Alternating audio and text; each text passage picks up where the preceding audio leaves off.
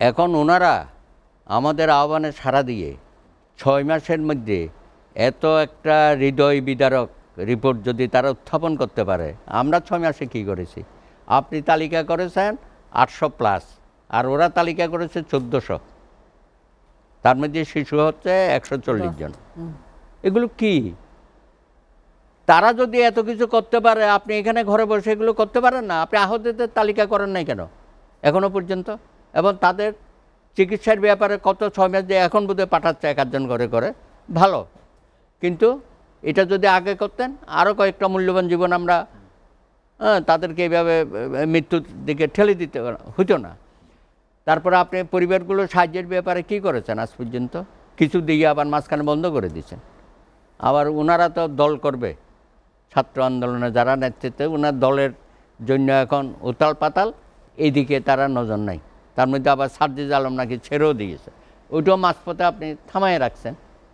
তা এখন কথা হচ্ছে 36 দিন না 15 বছরে যে গুম খুন হত্যা হয়েছে, এবং তারা আন্দোলন করতে গিয়ে বিএনপি সহ ওখানে যে আত্মাহুতি দিয়েছে, তাদের তালিকা করতে হবে না? এই দায়িত্ব নিচ্ছেন না কেন? বিএনপি থেকে এই আওয়াজটা কেন উঠে না? আমি আওয়াজ তুলছি যে গত 15 বছরে রাজনৈতিক হত্যার যারা শিকার হয়েছে, গুম খুনের শিকার হয়েছে, ক্রস ফায়ারে গেছে, তাদের সকলের তালিকা করার এবং সেই সব পরিবারের পাশে দাঁড়াতে হবে। আমরা এখন আছি শুধু 36 দিনে কি একটা এত বড় একটা গণ অভ্যুত্থান হয়ে যেতে পারে? ধারাবাহিকতাই হয়েছে। তো সেইখানে আজকে আন্তর্জাতিকভাবে আমাদের দেশটা শেখ হাসিনা একটা ঘৃণিত পর্যায়ে নিয়ে গেছে। শেখ হাসিনার নাম সারা বিশ্বে এখন ঘৃণা, হিটলার মুসলমানের সাথে ওনার নামও উচ্চারিত হবে। এবং যেভাবে ব্যবহার করেছে, ওদের রিপোর্টে আসছে, পুলিশ বাহিনী, বিজিবি, আর্মি এবং তাদের যে লাইসেন্স দিয়েছিল হত্যাকাণ্ডের জন্য, পাকিস্তানিরা যেমন দিয়েছিল যে যত পারো হত্যা করো, আমার পোড়া মাটি দরকার, তাই না? বাঙালি নিধন করো।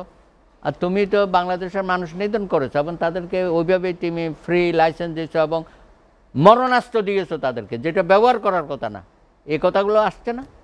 তাহলে এইসব ঘটনার সাথে যারা আছে, তার মধ্যে আরেকজনকে ডেপুটি কামাল কিভাবে চলে গেল? এরকম তো চিহ্নিত অপরাধীরা দেশ ছেড়ে পালিয়ে গেছে, আপনি তাদেরকে আটকাতে পারেন, এটা তো আপনার ফেলিওর, তাই না? এখানে ওবায়দুল কাদের সাহেব 3 মাসই ছিলেন এই দেশে। হ্যাঁ, সেরকম তো আরো অনেকে নেতাই তো চলে গেছে। উনি তো ভালো, তো উনি বলেছিলেন যে কত 1 লক্ষের উপর লোক নাকি মারা যাবে, 5 লক্ষ মারা যাবে। তো ওইরকম তো কিছু দেখি নাই। তো যাই হোক, ওদের কথা কম বলাই ভালো। কিন্তু হাসিনা তো আমাদের দেশটাকে, আমাদের ভাবমূর্তিটাকে পুরা নষ্ট করে দিয়েছে। এই মুক্তিযুদ্ধের বাংলাদেশ, 30 লক্ষ শহীদের বাংলাদেশ, এবং এই গণ অভ্যুত্থান যেভাবে সেই অত্যাচার, নিপীড়ন, হত্যাকাণ্ডটা করলো, তার তো কোনো মাপ পাওয়ার তো কোনো কারণ। উনি বলেছে যদি এ না আসে, ভারত যদি ওরে না দেয়, আপনারা আন্তর্জাতিক আদালতে আসছেন না। ইউএনমিদের রিপোর্টে কিন্তু বলেছে, সেটা রিমেডি ওরা বলে দিয়েছে। সুতরাং এবং যারা এই স্বরাষ্ট্রমন্ত্রী সহ বেনজিরের আগেও যারা ছিল, শহীদুল হক বলেন, আরও কে ছিল না, ধারাবাহিকভাবে তারা এগুলো করেছে, তাদেরকে তো নিয়ে আসছে, বেনজিরকেও আনতে হবে। এবং যারা বিভিন্ন দায়িত্বে ছিল, ওসি বলেন, এসপি বলেন, সকলেই এইসব হত্যাকাণ্ডের সাথে জড়িত। তো আপনি দেখেন, এবং বলেছেন এটা মানবাধিকার। তাহলে আমরা যে ওয়ার ট্রাইব্যুনাল করছি, মানে আইসিটি, তো সেটা সঠিক হয়েছে, সেখানে বিচার কাজ হবে। তাহলে 6 মাসের মধ্যে তুমি একটা চার্জশিট দিতে পারো নাই। তারপরে তারা কিন্তু এটাও বলেছে, এই যে শয়ে অজ্ঞাতনা বা 500-1000 লোকের নামে যে মামলা হচ্ছে, এটাও সঠিক হচ্ছে না। সে কথা কিন্তু আসছে রিপোর্টের মধ্যে। এবং এখনও মানবাধিকার লঙ্ঘন হচ্ছে নানান জায়গায়। তো তারা যেমন হাসিনা রেজিম সম্পর্কে কথা বলেছে, গত 6 মাসের বিষয়েও কিন্তু তারা কথা বলেছে। হ্যাঁ, ছাড় দেয় নাই, ইউনুসের সরকারকেও কিন্তু ছাড় দেয় নাই। সুতরাং আমাদের তো সজাগ হতে হবে। ওরা যা করেছে তুমি তো তার ধারে কাছেও তো করার কোনো প্রশ্নই নাই।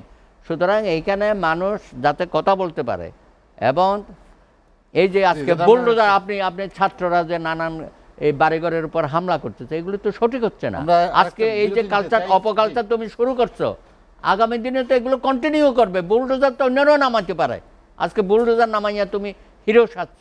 কালকে তো আইনমন্ত্রী বললো যে 2-3টা বিচার, কিন্তু আজকে আবার ট্রাইব্যুনাল খুব হ্যাঁ ওইটা উনি না বললেও করেছে। পারতো। আমরা তো ওইটা প্রসিকিউশন টিমটাকে শক্ত করেন, ইনভেস্টিগেশন টিমটা, আর বিচারকরাও তো অসন্তুষ্ট প্রকাশ করছে যে আমরা অর্ডার দিচ্ছি, অর্ডারগুলো কার্যকরী হচ্ছে না।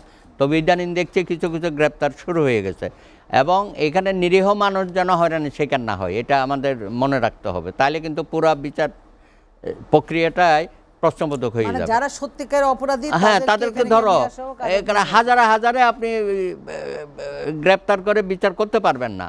যারা লিডারশিপে ছিল তাদেরকে ধরেন, তৃণমূল পর্যায়ের নেতাকর্মীদের ধরে তো আপনি এই বিচার কাজ কোনোদিনও শেষ করতে পারেন।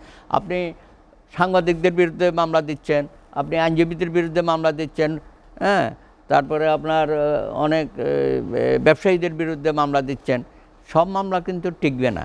তো সেই কারণে আমরা বলি যে আমাদের যে পুলিশ প্রশাসন, তারা বোধহয় ইনভেস্টিগেশনটা সঠিকভাবে করতে পারছে না, কারণ এইখানে প্রতি স্বৈরাচারের দোষরা রয়ে গেছে। আমরা এই জন্যই সংস্কারের মধ্যে আসছে যে ইন্ডিপেন্ডেন্ট ইনভেস্টিগেশন টিম করা, আর প্রসিকিউশন একটা পার্মানেন্ট প্রসিকিউশন টিম করা। হ্যাঁ, এই যে আমরা বারবার লয়ার থেকে যাই, হ্যাঁ, অ্যাটর্নি জেনারেল অফিসে, পিপি অফিসে, এটা না করে একটা service, attorney general service, prosecution service, যেটা অন্যান্য তাহলে হয় কি দেশেও তাতে আছে। হ্যাঁ অনেক অভিজ্ঞতা আসবে, এবং সেটা করা এখন করা যাবে। এটার জন্য তো রাজনৈতিক সরকারের অপেক্ষা করার দরকার নেই, এটা আপনারা করেন। কিন্তু আপনারা সংস্কারের নামে যদি বিলম্বিত করেন, তাহলে সব কিছু কিন্তু লেজে গোবরে হয়ে যাবে। আমরা ডিসেম্বরের মধ্যে একটা সুষ্ঠু, নিরপেক্ষ, গ্রহণযোগ্য নির্বাচন চাই। আপনি বিশ্বনন্দিত ইউনূস সাহেব, আপনি সুষ্ঠু নির্বাচনটা করিয়া সম্মানের সাথে জনগণের কাছে যুগ যুগ বেঁচে থাকবেন। তা না হলে কিন্তু ফখরুদ্দিন মঈনুদ্দিনের মতো অবস্থা হতে পারে।